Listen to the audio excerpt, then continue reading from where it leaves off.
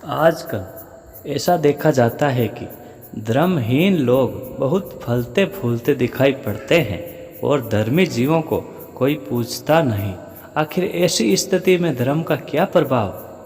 तो सुनिए, हर व्यक्ति के मन में ऐसा प्रश्न आता है और लोक में देखने में भी मिलता है कि जितना पापी, अनाचारी, पाखंडी हो वह खूब पनपता दिखाई देता है और धर्म करने वाला व्यक्ति को कोई पूछता भी नहीं है। लेकिन ऐसा नहीं है। हम थोड़ा इसे गहराई से समझने की कोशिश करें। पहले धर्म और पाप और पुण्य और पाप का जो मूल कंसेप्ट है उसे समझ लें। हम लोग सोचते हैं कि धर्म करने से हमारा संकट दूर हो जाएगा, विपत्तियां टल जाएंगी, परेशानियां मिट जाएंगी। प्राय आप सबकी धर्म के प्रति यही अवधारणा है।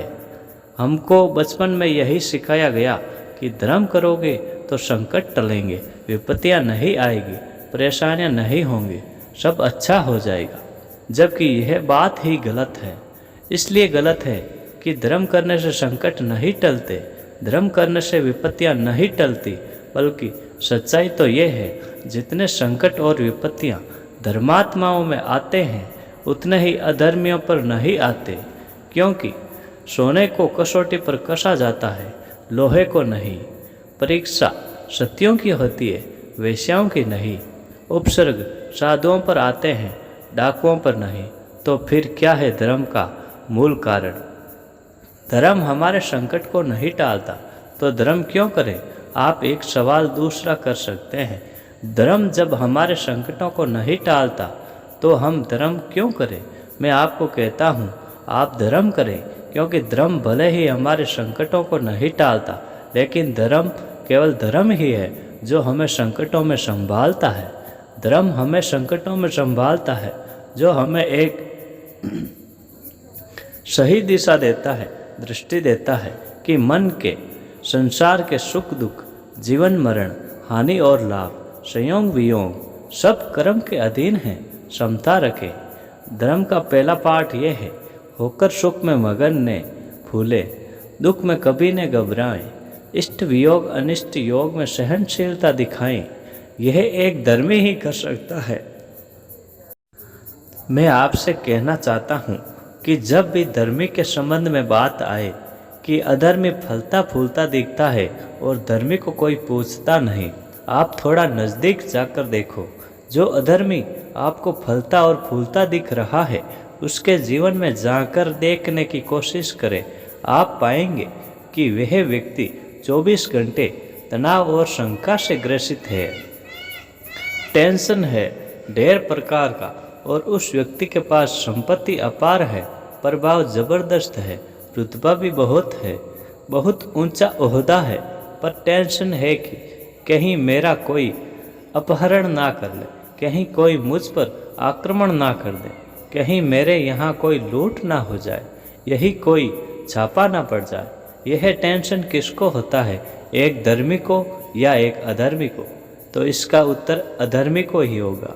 धर्मी को देखो पैसा नहीं है, धर्मी विपन्न हो सकता है पर खिन्न नहीं हो सकता। धर्मी संपन्न हो सकता है पर प्रसन्न नहीं हो सकता, वह अंदर से प्रसन्न नहीं रह सकता।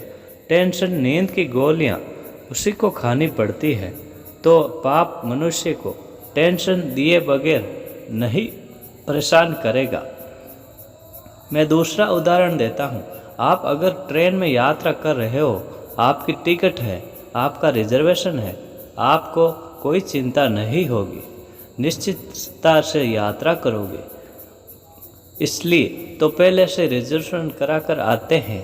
अब मान लो किसी दिन आपकी टिकट नहीं बन पाई और आप ट्रेन में बिना टिकट बैठ गए, तो आपकी यात्रा कैसी होगी? हर आदमी के चेहरे पर टिस नज़र आता है। बोलो ऐसा होगा या नहीं होगा? जब आपके पास टिकट थी तो आप निश्चिंत थे, और जब टिकट नहीं थी तो शंका थी।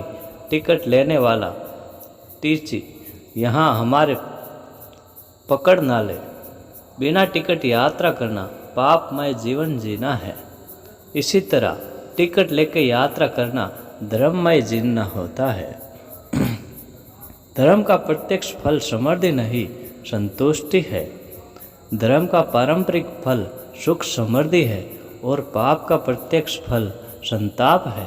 पारंपरिक फल दुख दरिद्र है। लोग कहते हैं धर्म का फल तुरंत नहीं मिलता। मैं कहता हूँ धर्म का फल जितना जल्दी मिलता है शायद अधर्म को उतनी जल्दी नहीं मिलता, बल्कि दोनों को साथ साथ मिलता है। धन्यवाद।